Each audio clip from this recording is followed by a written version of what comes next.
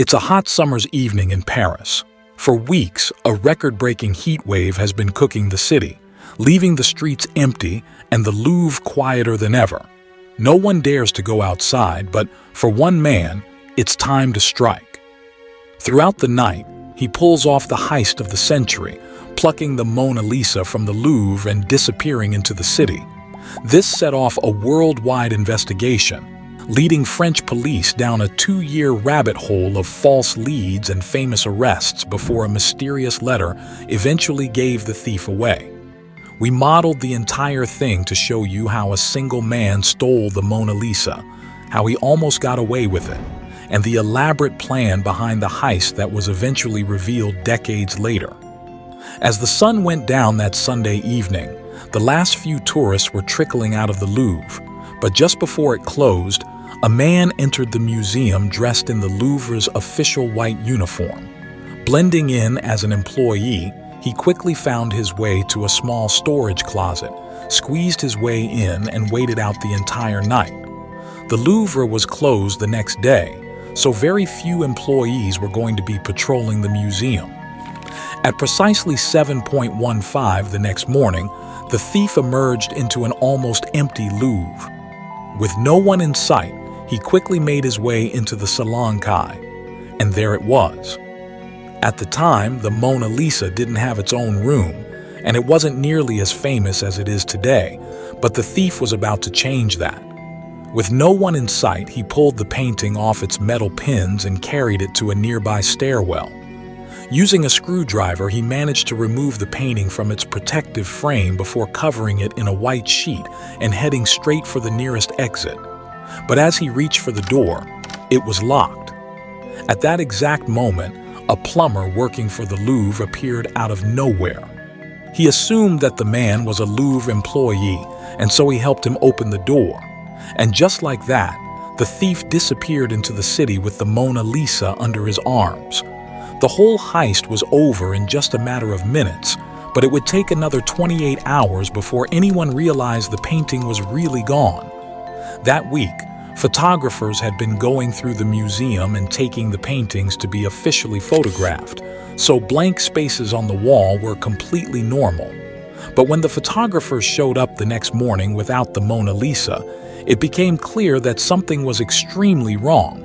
The Mona Lisa was officially missing. Louvre announced that one of its prized possessions had disappeared. It sent shockwaves all around the world. And the question was, where did it go? All the police had found was the wooden picture frame and a fingerprint left behind by the thief. To get the investigation going, local newspapers started offering a reward of $250,000 or any information that would lead them to the painting. The response was overwhelming. Thousands of people sent letters and showed up to police stations with all kinds of information, placing the Mona Lisa all over the world. 2 separate witnesses were called, seeing a man leaving the Louvre with a bulky object. But the descriptions of the man were completely different.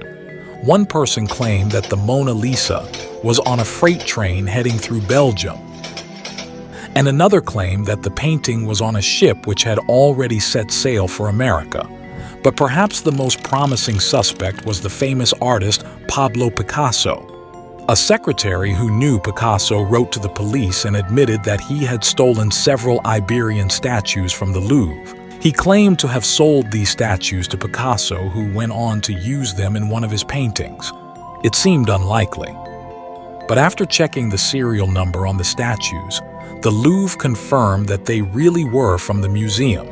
Picasso was arrested and taken in for questioning. Meanwhile, the police turned their attention to another famous suspect, American banker and art collector J.P. Morgan. At the time, art forgery was a big business, and paintings were often being forged and sold to naive millionaires in America. According to the claim, Morgan had commissioned the heist, and the painting was now on its way to him. Police in America stopped and searched about pulling into New York, but there was no Mona Lisa on board. Theories kept coming in from all over the world, but after 2 years of searching, the location of the Mona Lisa was still a complete mystery. As it turned out, the Mona Lisa hadn't gone far at all, and it was sitting in an apartment just 2 miles from the Louvre. This was the apartment of Vincenzo Peruggia, a 29-year-old Italian who used to work at the Louvre as a handyman. He knew every weakness of the Louvre. He knew that it was closed on Mondays.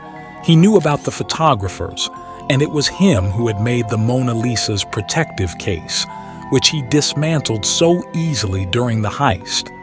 After leaving the Louvre, he hid the painting in a trunk with a false floor, which he had made himself. But how did he get away with it for so long?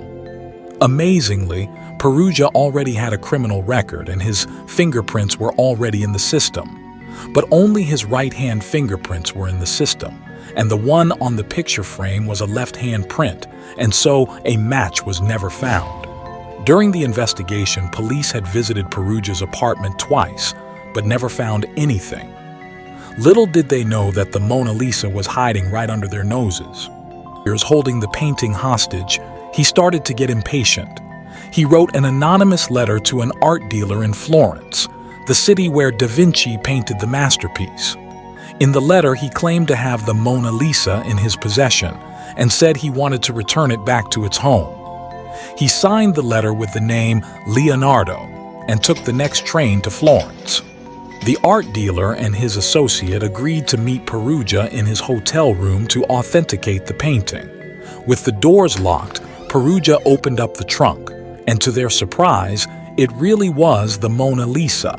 In order to further authenticate the painting, the art dealers took it back to their studio, assuring Peruggia that he would be rewarded for bringing it back to Italy. But just an hour later, the police showed up at his door and arrested him. Peruggia ended up spending just 7 months in prison and died just 10 years later. Although the search for the Mona Lisa was over, the truth behind what really happened seemed to have gone to the grave. But in 1932, a story was published that revealed a much more elaborate plan behind the heist. Written by Carl Decker, he claimed to know the man who was really behind the heist, a man named Edoardo de Valfierno, an expert in art forgery. He had come up with a grand plan to sell not 1, but 6 perfect copies of the Mona Lisa to 6 unsuspecting millionaires lined up in America. He commissioned a talented French painter to make the copies and ship them off to America and put them into storage.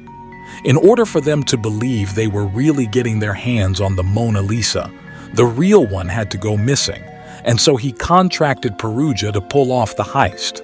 When news spread that the Mona Lisa had gone missing, the paintings were sold to their buyers, and the 3 involved ran off with the equivalent of $19 million. If you found this video interesting, then hit the like button and leave a comment saying what you thought about this heist. Thank you for watching.